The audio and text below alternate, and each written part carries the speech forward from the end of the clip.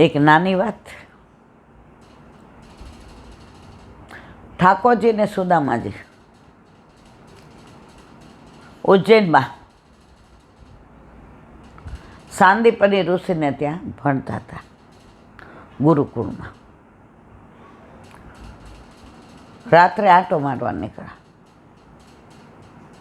હવે ચાલતા ચાલતા એટલું ચાલ્યા, બે થાકીને ત્યાં થઈ ગયા, ભૂખ લાગી.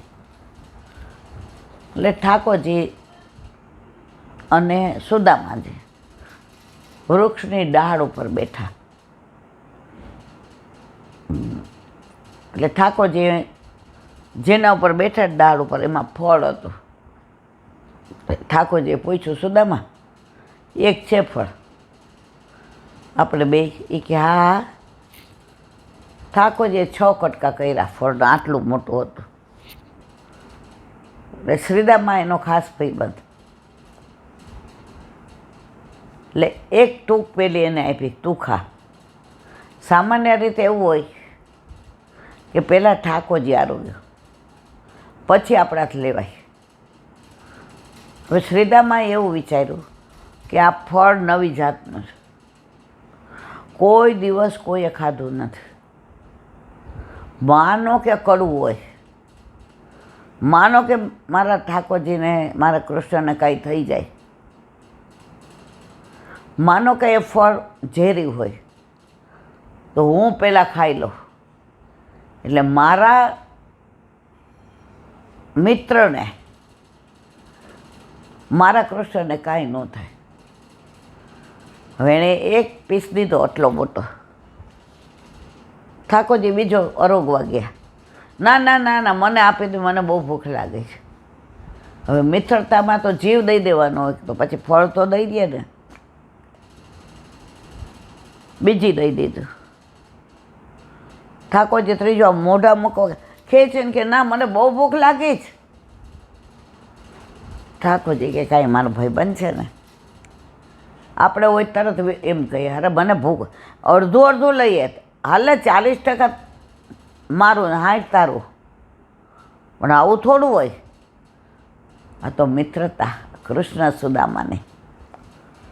પાંચમું, ઠાકોરજી કે શ્રીદામા, એ કે ના મને બહુ ભૂખ છે, હજી આપી દો, એમ કરીને મોઢામાં મૂકી દીધું. છઠ્ઠું હજી સુદામા ખેંચવા જાય, એ પેલા ઠાકોરજીએ મોઢામાં મૂક્યું, કડવું ઝેર જેવું. સુદામા, તે આવા કડવું ફળ ખાધું,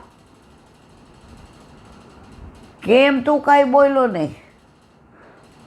તો કે જો કડવું ફળ આપ ખાવ અને આપને કાંઈ થાય, એ મારાથી સહન ન થાય, એટલે હું 6 ટૂંક આપના હાથમાંથી લઈને ખાઈ ગયો. આ મિત્રતા, અને એનું પરિણામ કેવું આવ્યું? અહીંયા શ્રીદામાએ ઠાકોરજીના ચરણને પકડી અને નીચે ઉતાર્યા. અને જ્યારે શ્રીદામા બેટ દ્વારકા પધાર્યા, ત્યારે ઠાકોરજીએ બધું હાટું વાળી દીધું. ચરણારવિંદમાં કાંટો તો પોતાના મુખથી કાઢે અને ગાયું, હે જી નાનપણાની પેર મને કેમ વિસરે રે, આપણ બે સાથે રમ્યા તને સાંભળે રે, હાજી નાનપણાની પેર મને કેમ વિસરે. 2 જણાની આંખમાં આંસુ હતા. તો મિત્રતા આવી હોય. અત્યારે તો મિત્રતાની કાંઈ વાત થઈ શકે એમ નથી. એક વાક્ય જ મેં કીધું, દરેક વસ્તુ પૈસા ઓરિએન્ટેડ. તમારી પાસે કેટલો પૈસો છે, તમારું સ્ટેટસ કેવું છે, પછી તમારી સાથેના સંબંધો નક્કી થાય. એટલે જ હરિરાયજીએ 500 વર્ષ પહેલાં કહ્યું, વંચકોથી દૂર રહેવું. માનો કે દુસંગ લાગે એવું હોય, સત્સંગ ના મળે એવું હોય, અસંગ રહેવું, એકલા રહેવું. ઘણાય વૈષ્ણવ ફક્ત આમ આપણને મળે ને તો જય શ્રી કૃષ્ણ કરે. હવે એકાદ વૈષ્ણવ એવું છે, મેં એને પૂછ્યું કે તમે કોઈક વાર તો આમ અમારે યાર ઊભા રહેતા હો, અમને તમારી સામું જોવું ગમે જ છે. એણે એક વાક્ય સરસ કીધું, ઈલાબેન, જ્યાં સુધી હું નજીકથી તમને ઓળખતી ના હોઉં ત્યાં સુધી મને દુસ્સંગની બીક લાગે. હવે મને એવું થાય છે કે ઈલાબેન મારી સાથે બોલે તો સારો, કારણ કે હવે સત્સંગ હું સાંભળું છું. પણ તમારા ઘરે આવું, તમારું શિડ્યુલ મને ખબર છે ટાઈટ હોય, કે સવારથી ને તમારે લાફિંગ ક્લબ, ચાલવાનું, ઘરે આવીને ચા નાસ્તો કરીને પ્રભુ જગાવવાના, 2-2:30 વાગે તમે ફ્રી થાવ, 1:30 અડધી બધાના ફોન એટેન્ડ કરવાના, 3:30 થી 4:30 5 તમે સૂઈ જાઓ, 5 થી 6 તમારા ઘરે વૈષ્ણવ આવે, 6:15 6:30 થી 7:30 પોણા 8 યુટ્યુબ માટે સત્સંગ કરો, 8 સવા 8 પ્રસાદ લ્યો અને હોલમાં જાઓ, સુબોધિનીજીનું પાન ને છણાવટ, 10:15 10:30 ઘરે આવો, દવા પીને છોકરા થોડી વાર વાતો કરે. આમાં હું આવીને તમને ક્યાં ડિસ્ટર્બ કરું? અને 5 થી 6 કોઈક વાર મન થાય, પણ કાંઈ એવો પ્રશ્ન હોય તો આવું, ખાલી તમારો ટાઈમ પાસ કરવા. તો તમે જ્યારે રસ્તા મળો ત્યારે મને તમને ઘણીવાર ભેટવાનું મન થાય, હું ભેટી લઉં. મેં તો એમાં પૂછવાનું હોય મારા વાલા. તો આવા સરળ વૈષ્ણવ હોય છે, અને ઘણા ખોટથી વાર્તા કરવા આવ્યા હોય, એનો તો ટાઈમ બગાડે, આપણો બગાડે. પણ હવે આપણે કીધું હોય કે 5 થી 6 વૈષ્ણવોને મળવાનું. तुलसी संसार में भात भात के लोग, सबसे हिलमिल चाहिए, नदियाँ नाव समझो भाई, એમાં 2-5% આવાય આવી જાય જે વ્યર્થ વાણી વિલાસ કરતા હોય. પણ આનંદનો વિષય એ છે, 99.99% એવા વૈષ્ણવ આવતા હોય કે એ આપણા ઘરે આવે ત્યારે આપણને બોલવાનું મન થાય, આયે મેરે નંદન નંદન કે પ્યારે. આ વાતને વિશ્રામ આપી વલ્લભ સાંખી.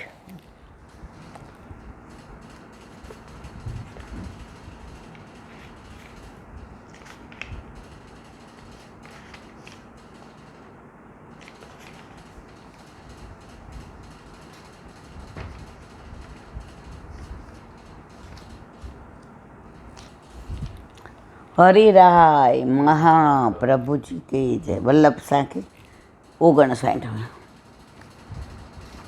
श्री वल्लभ वर को चांडिके, भजे जो भैरव भूत, अंत फजेती होयगे, जो गणिका को पूत. श्री वल्लभ जो गणिका को पूत. 59 में श्री वल्लभ वर को छांडिके, भजे जो भैरव भूत. ઉપર 2 સાખીમાં આવ્યું, વલ્લભ વલ્લભ કરો, બીજું કાંઈ ના આવડે તો કાંઈ નહીં, વલ્લભ વલ્લભ તો આવડે ને. ઓલી નવી વહુ બ્રહ્મ સંબંધ લેવા આવી ગુસાઈજી પાસે.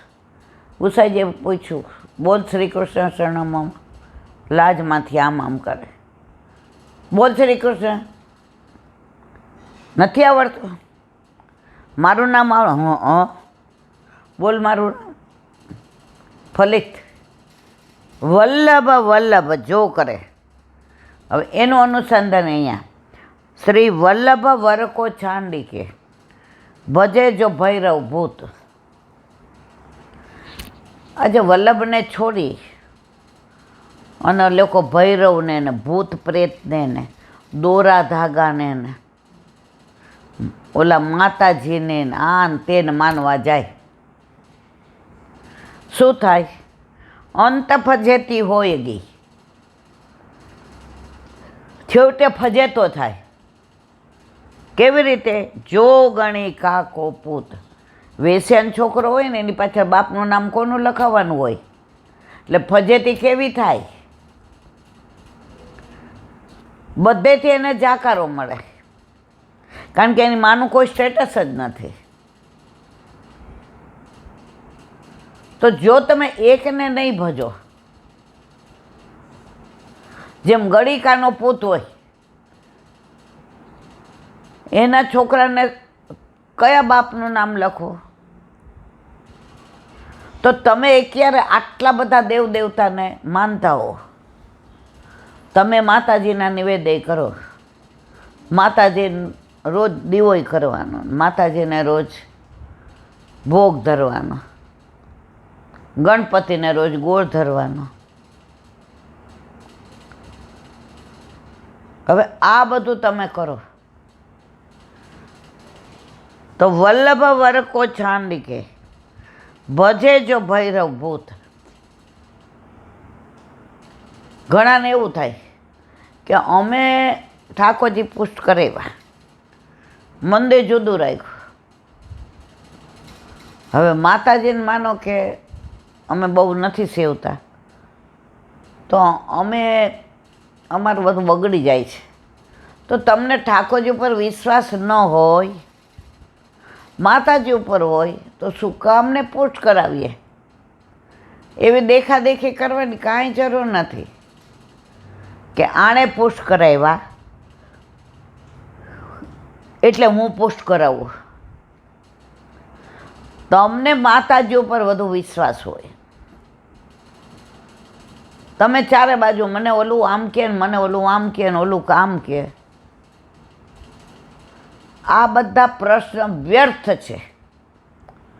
એકવાર વલ્લભે તમારા લગ્ન અલૌકિક ઠાકોરજી સાથે કરી દીધા અને પ્રભુ પધરાવ્યા, પછી તમારે આ બધામાં પડવાની જરૂર નથી. તમે આ બધામાં પડો છો કે પછી અમે આ બધું દઈ દીધું, પધરાવી દીધું, એટલે અમારો ધંધો ઠપ થઈ ગયો, અમારે આમ થયું. જો તમને આવો અવિશ્વાસ છે, આ ઠાકોરજી છે મારા વાલા, આ વ્યર્થ વાણી વિલાસનું સાધન નથી. આ સાક્ષાત પૂર્ણ પુરુષોત્તમ છે.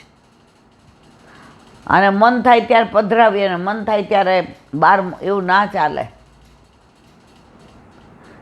એકવાર પધરાવ્યા તો વિશ્વાસ રાખો, એ જે કરશે તે તમારા હિતનું કરશે.